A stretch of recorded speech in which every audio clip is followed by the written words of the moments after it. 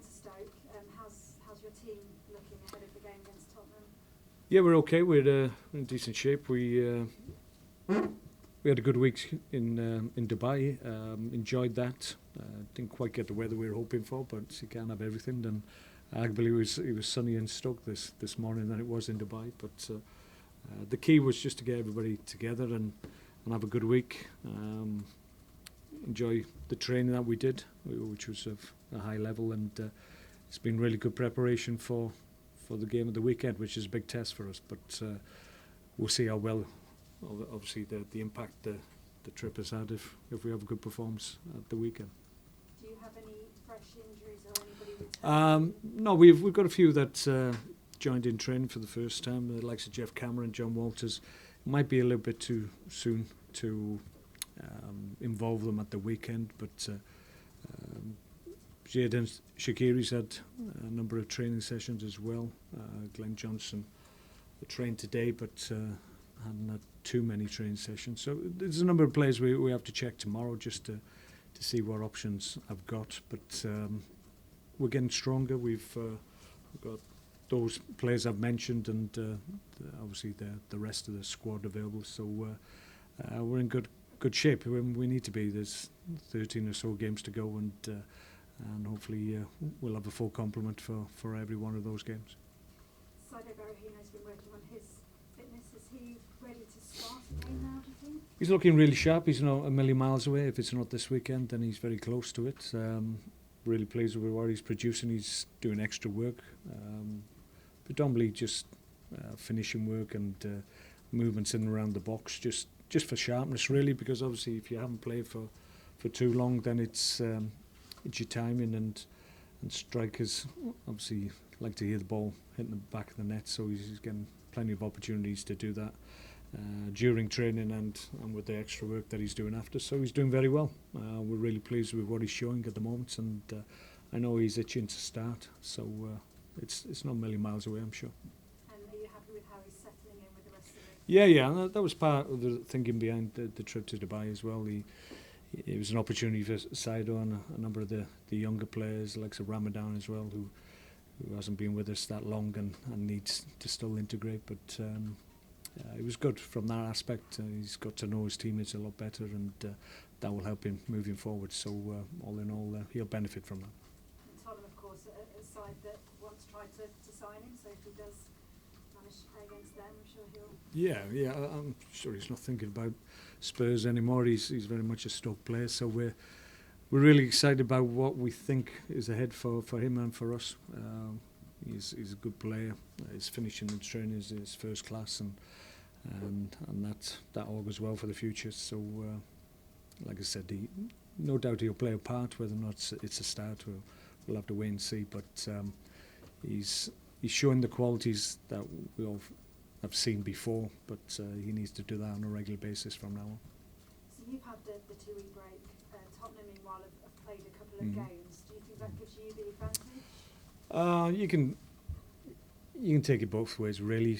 Maybe they're up to speed, and we need to get back to the levels that we were before the break, or you can say we've had a nice, relaxing break and been able to work on things, whereas they've been playing, recovering. So we'll have to see.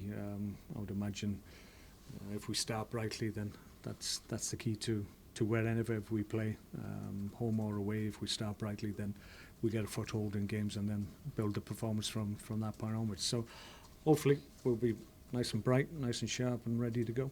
And what do you make of Tottenham at the moment?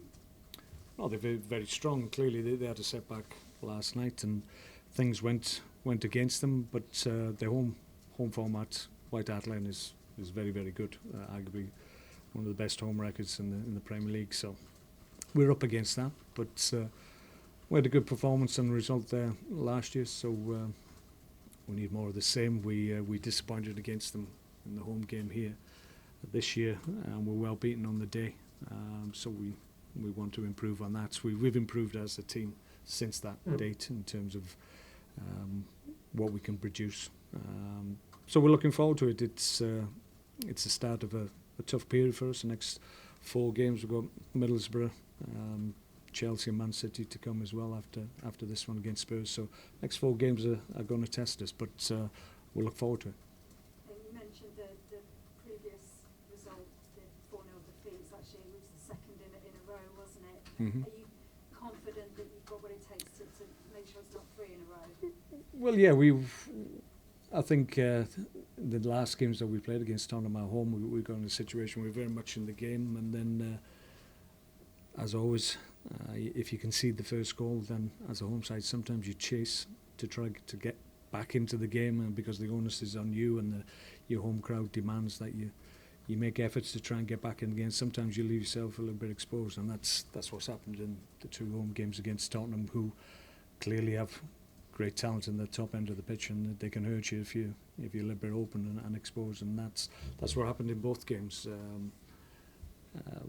We'll have to be better in that regard against them this weekend, but we've improved markedly since that game. So I'll be very surprised if the result is the same. But there's a possibility because they're a good side. But we'll have to make sure we play well to make sure that doesn't happen. You talk about the talent in their side, particularly disappointing like for Dele Alli last night. You're hoping that may affect his confidence? No, he's a confident lad. It was a poor challenge, and rightly he deserved to be sent off. I think everybody agreed with that. The only thing from our point of view is clearly he only played about 40 minutes, so he's going to be quite fresh for our game. That's obviously me looking from a purely selfish point of view. So it is what it is. He's an outstanding young player. At times maybe he goes into challenges that he shouldn't do, but a lot of players do the similar things. So he'll learn from experience, I'm sure. And your form going into the game, just the 1 defeat in your last 5 Premier League games. Are you happy with? Yeah, we're doing okay. Like I said, we've got a difficult period coming up. So if we can get through the next 4 games in good shape and pick up good points, then that will set us up for the last 9-10 games of the season. So we're looking forward to a strong finish, like we always do. As I said earlier, we've got players coming back that will help us as well. Players that have been missing for a number of weeks and months, so that will make us stronger and more able to cope with the demands of the end of the season. You talked earlier about Johnny Walters returning to training, but in his absence, Peter Crouch has been out there. There's been some stats recently showing that he covers more distance on the pitch than any of your other players. Yeah, he does. Yeah, it may surprise people. It doesn't surprise us because we know he's always looking to be effective for us in and out possession, and he works exceptionally hard. He does about 12 and a half, 13k. It's all at the same pace, mind, but he does put it in, and he's great help to his teammates, and he's much appreciated by them. I'm sure he's a great example to some of the other, considering Yeah, his age. clearly, yeah. I mean, Crouchy's qualities and strengths haven't waned in the last. Well, certainly since I've been at the club, there's no change in his levels, and like I said, those stats back that up. Same as his dance move, really. Yeah, maybe.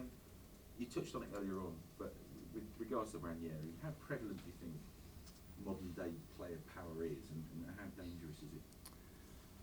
I think it's always been there. I think maybe new ownership, maybe they try and have a different relationship to players than maybe they did in the past, where there was quite a divide. They didn't really engage with players. They engaged with managers and coaches, and that was it. But maybe new ownership, different ownership, want to get a closer relationship with players, and maybe that gives players the opportunity to vent their spleen sometimes, and that's when they sometimes can get an idea of what's going on, but sometimes it can be the wrong idea. So it can happen. It didn't happen when I was a player. You just got on with it, and if you had any issues, then you either worked them out yourself or you went to the manager, and that was it. But you very rarely had the opportunity to speak to chairman or owners. Like when you go away on, say, Dubai, you try and bond with your players, and then you find out that they have gone behind your back. I mean, even at your age, do you find it hurtful or not? No, it's where we are. It can happen. Like I said, it's a little bit different, I think, in this day and age. And it's disappointing if you work closely with players and you've spent time with them, but sometimes players won't be happy with their own situation. They won't be happy with how the team's performing, and sometimes if they get an opportunity to say what they feel, then sometimes that can have a negative impact on people's positions, and that's happened in the past, and clearly that seems, although I'm not privy to what's gone on, it seems that maybe that's part of the thinking behind Claudio losing his job.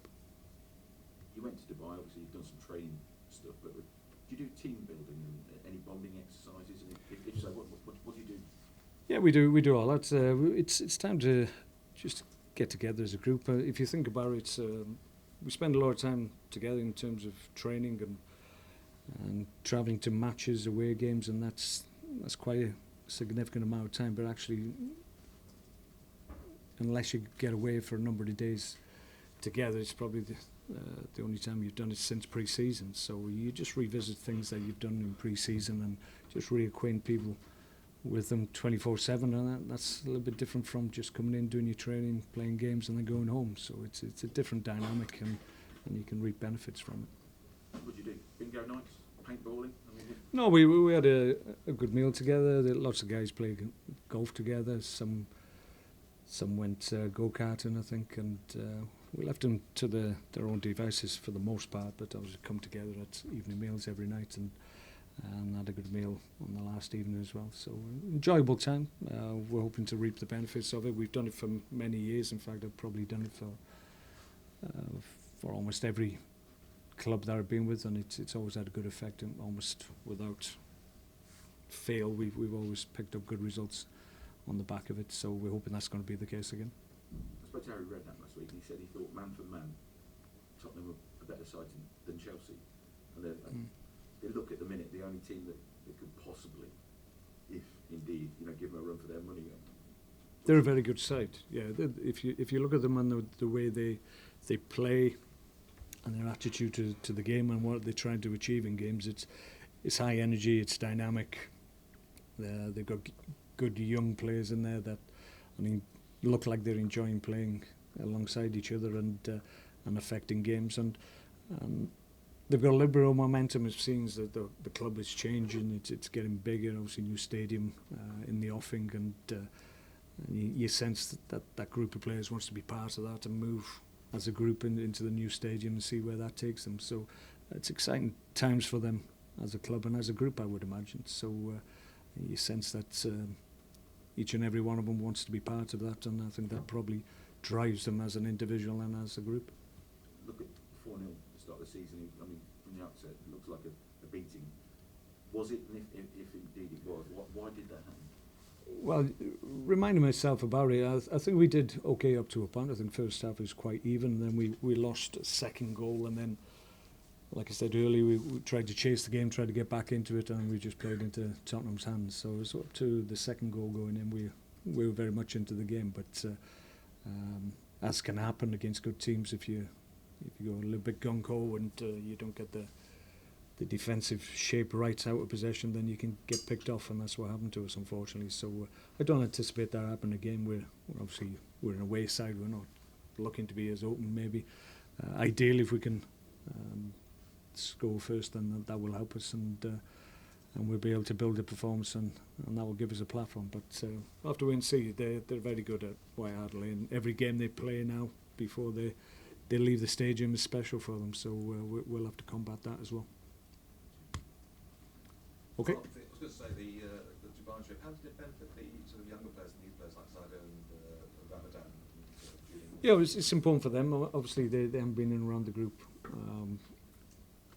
for many days or weeks, so it's important that they get to know their teammates a little bit better on a personal level, as well as on the training ground and in matches, and it was an ideal opportunity to do that. So the timing of it, I think, is really good for us. It's come with a decent portion of the season still to go, and we've come back in good heart, and we're looking to push on now. So for the players that haven't been in the group that long, I think it was really important that they got together and started to form relationships with players that are going to be alongside them for many years, we hope.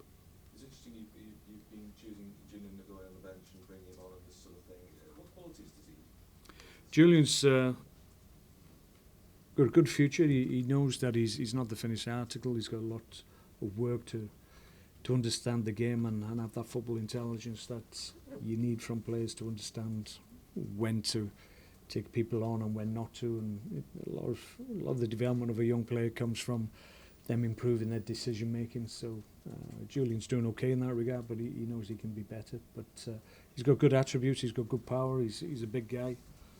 Got great pace. Good feet in 1v1. So a lot of the things that you need as a Premier League footballer he's got. But at the moment, we're just trying to give him the experiences that he lacks. Okay, no problem. See you later.